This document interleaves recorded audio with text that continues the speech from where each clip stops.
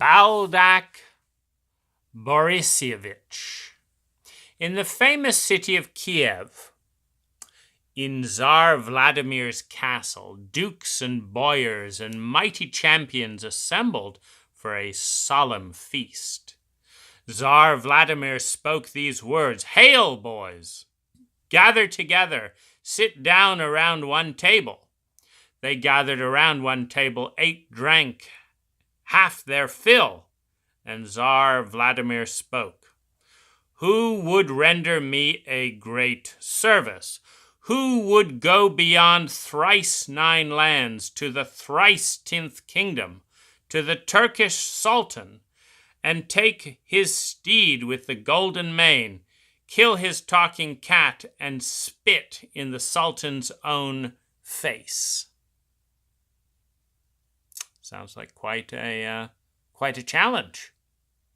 The brave knight Ilya Muromets, son of Ivan, offered to go. Tsar Vladimir had a beloved daughter, and she said these words, "My father, Tsar Vladimir, although Ilya Muromets is boasting loud, he will not perform this task. Disband the solemn feast. Father, go to all the taverns in your town and seek the young Baldak, son of Boris, 7 years of age." And the Tsar heeded his daughter and went to seek the young Baldak Borisievitch, and found him in a tavern sleeping under a bench. The Tsar pushed him with the toe of his boot, and Baldak jumped up from his sleep, as though nothing had happened. "Hail, Tsar Vladimir, what do you want of me?" Whereupon Tsar Vladimir answered, "I invite you to the solemn feast."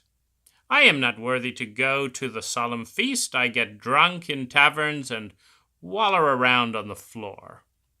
Tsar Vladimir spoke these words to him, "If I invite you to the feast, you must come. We have great need of you." And the young Baldak Borisievitch bade the Tsar return from the tavern to the royal castle and said that he himself would soon follow. Baldak remained alone in the tavern, drank enough green wine to chase away his drunkenness, and went without delay to the castle of Tsar Vladimir. He crossed himself as was prescribed, bowed low as he had been taught, bowed to all sides, and in addition to the Tsar himself. "Hail, Tsar Vladimir," he said. "Why have you bidden me to this feast?" Tsar Vladimir answered him, "Young Baldak Borisievitch, render me a great service. Go beyond thrice 9 lands to the thrice 10th kingdom, to the Turkish Sultan. Take from him his steed with the golden mane, kill his talking cat, and spit in the Sultan's own face. Take as many troops as you need, take as much gold as you please." And young Baldak Borisievitch answered, "As you have commanded, Tsar Vladimir. For my troops, give me only 29 youths. I myself will be the 30th. Speedily, a tale is spun. With less speed, a deed is done." Young Baldak Borisievitch set out on his way to the Turkish Sultan and managed to arrive just at midnight. He entered the Sultan's courtyard, took the steed with the golden mane from the stables, seized the talking cat and tore him in twain, and spat in the Sultan's own face. And the Sultan also had a favorite garden which extended for 3 versts. All kinds of trees were planted in this garden. All kinds of flowers grew in it. Young Baldak Borisievitch ordered his companions, the 29 youths, to cut down the entire garden. He himself fetched fire, and with this fire razed everything to the ground. Where the garden had been, he pitched 30 thin white canvas tents. Early in the morning, the Turkish Sultan awoke. His first glance went to his favorite garden, and as soon as he looked, he saw that all the trees had been cut down and burned, that 30 white canvas tents stood there where the garden had been. Who has thus trespassed upon my garden, he thought, an emperor, a king, or a very mighty champion? The Sultan cried in a loud voice for his favorite Turkish pasha, called him before him and spoke these words, "My kingdom fares ill. I have been expecting a Russian villain, young Baldak Borisievitch, and now I am invaded. By whom? An emperor, a king, or a mighty champion? I do not know, nor do I know how to find out." As he took counsel, the eldest daughter of the Turkish Sultan appeared and said to her father, "What are you holding counsel about, and what is it that you cannot find out?" "O father, Turkish Sultan, give me your blessing and order that 29 maidens, the most beautiful in the whole kingdom, be chosen. I myself will be the 30th maiden.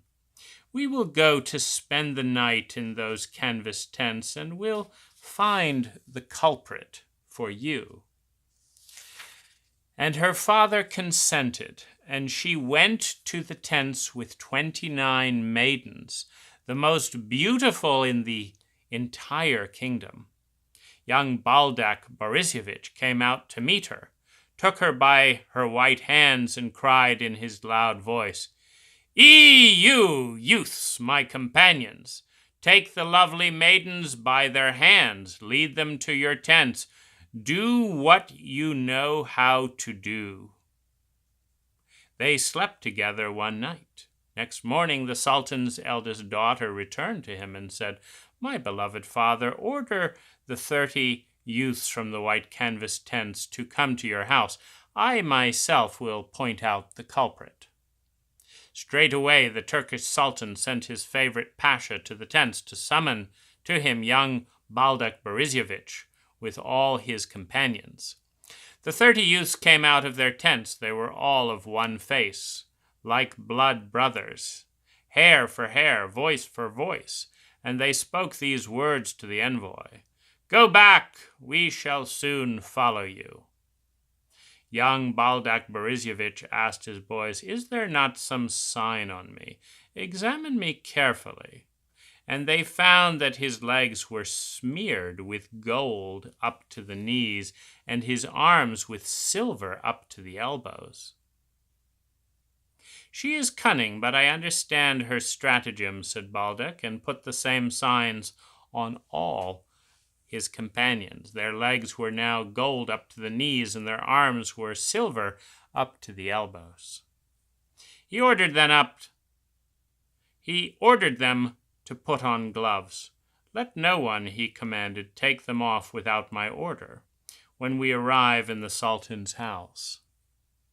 Now they arrived at the Sultan's house. The eldest daughter came forth and pointed out young Baldak Borisievitch as the culprit.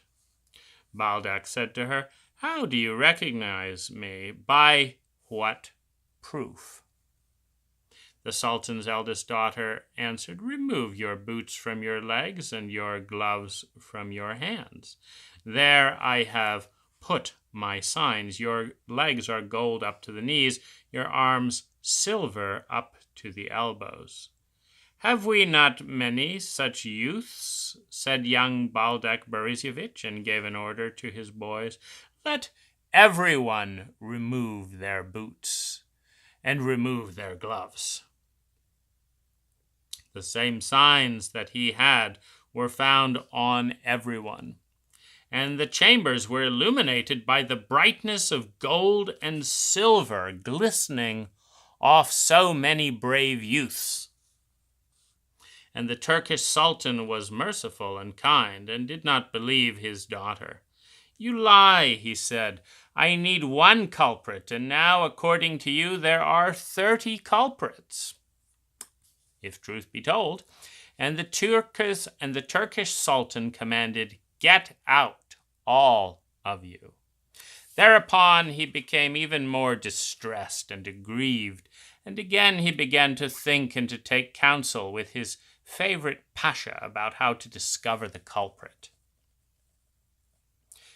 To their meeting came the Sultan's second daughter and said to him, "Father, give me 29 maidens. I myself will be the 30th. I will go to the white canvas tents, spend one night there, and discover the culprit for you." No sooner said than done. Next morning the Turkish Sultan sent his favorite pasha to summon the young Baldak Borisievitch and his companions to his palace. As before, Baldak answered, "Go back, we shall soon follow you." As soon as the pasha left, young Baldak cried in his loud voice, "Come out of the tents, all of you, my companions, you 29 youths. See whether there is a sign on me straight away."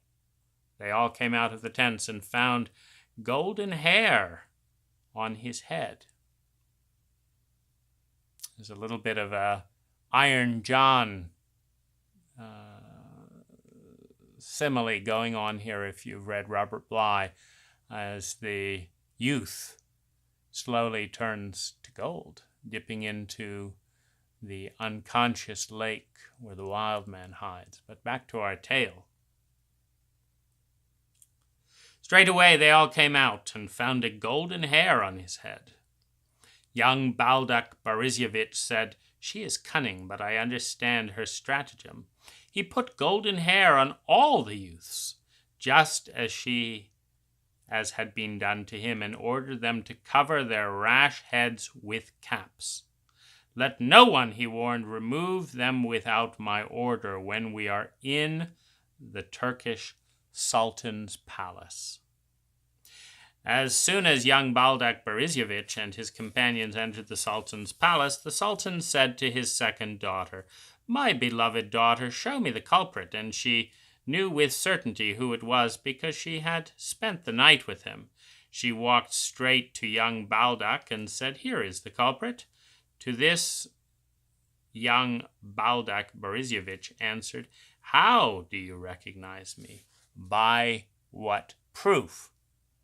This is also, of course, the trick, because she knows from spending the night with him. But in a chauvinistic culture such as ours, it requires a crude proof that can be put into words. So these can always be tricked. A woman's intuition cannot.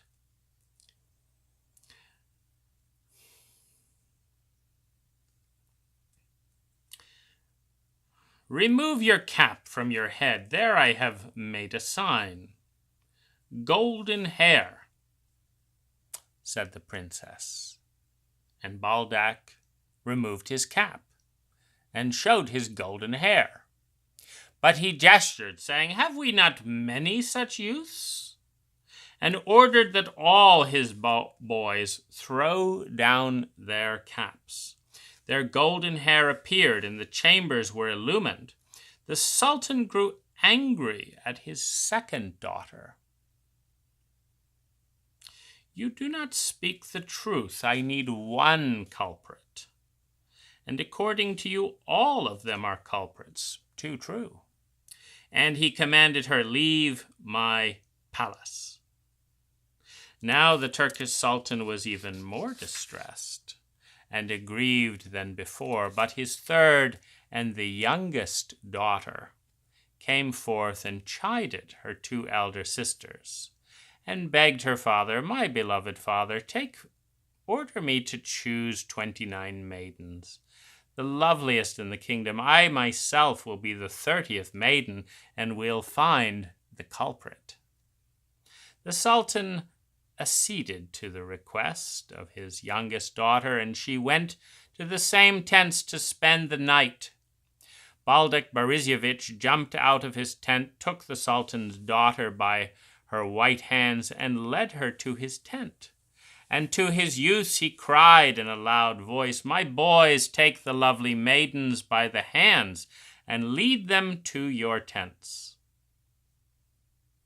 The maidens spent the night there, and next morning went home. The Sultan sent his favorite pasha for the good youths. The envoy went to the white canvas tents and summoned young Baldak and his companions to the Turkish Sultan himself. "Go back, we shall soon follow you," replied young Baldak Borisievitch, who then spoke with his companions. "Well, boys, see whether there is a sign on me." They looked and searched all over him, but could find no such sign. "Ah, brothers, it looks as if I am lost now," said Baldak, and asked them to render him a last service. He gave them each a sharp saber and told them to conceal the weapons under their clothes. "And when I give the signal," he bade them cut in all directions. As soon as they came before the Turkish Sultan, the youngest daughter came forth and pointed at young Baldak. "Here is the culprit," she said. "He has a golden star under his heel." And a golden star was found under his heel, just as she had said. The Sultan sent all of the 29 youths out of his palace, and held only the culprit, young Baldak, son of Boris, and cried to him in a loud, shrill voice, "I will take you, put you on the palm of one hand, and clap with the other. There will be nothing left of you but a moist spot." Young Baldak answered him, "O Turkish Sultan, emperors, kings, and mighty heroes fear you, but I, a 7-year-old boy, do not fear you. I took your steed with the golden mane. I killed your talking cat, spat in your own face, and cut and burned your favorite garden." The Sultan flew into an even greater rage than before, and ordered his servants to set up in the square 2 oaken pillars with a maple wood crossbeam, and to prepare 3 nooses on this crossbeam, the first of silk, the second of hemp, and the third of bast. And he proclaimed through the whole town that all the people, big and little, should assemble on the square to see how the Russian culprit would be put to death. The Turkish Sultan himself got into the light carriage and took with him his favorite pasha and his youngest daughter, who had discovered the culprit. Young Baldak was tied and chained and placed at their feet, and all of them drove straight to the oaken pillars. On the way, young Baldak spoke thus: "I will propose riddles, and you, Turkish Sultan, shall guess them. A horse runs fast. Why does his tail drag?" "What a blockhead you are," answered the Sultan. "Every horse is born with a tail." They drove a little further, and Baldak spoke again. "The front wheels are moved by the horse, but why the devil do the back wheels roll?" "What a blockhead! In sight of death he has lost his mind and is all confused," replied the Sultan. "The master made the 4 wheels, so the 4 wheels roll." They arrived at the square and got out of the carriage. They took the culprit, untied him, and unchained him, and led him to the gallows. Young Baldak Borisievitch made the sign of the cross, bowed low to all sides, and spoke in a loud voice. "O Turkish Sultan, do not give the order that I be hanged. Order me to speak." "Speak. What is it?" "I have a gift from my father, a blessing from my mother, a playing horn. Order me to play it for the last time." Young Baldak played a gay tune, and everyone's mind was clouded. People became absorbed looking at him and listening to him, and forgot why they had come. The Sultan's tongue could not move. The 29 youths heard the horn, came from the back rows, and began to cut down all the people with their sharp sabers. Young Baldak played until his companions had cut down all the crowd and reached the gallows. Then young Baldak, son of Boris, ceased playing and said these last words to the Turkish Sultan: "Aren't you the blockhead rather than I? Turn around, look behind you. My geese are pecking your wheat."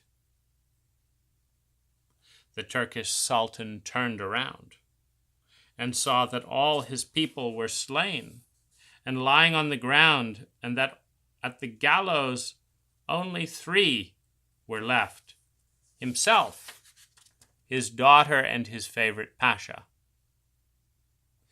Young Baldak ordered his youths to hang the Sultan with the silken noose, his favorite pasha with the hempen noose, and his youngest daughter with the noose of bast. With this they had finished their enterprise and departed for the famous city of Kiev to return to Tsar Vladimir himself. The end.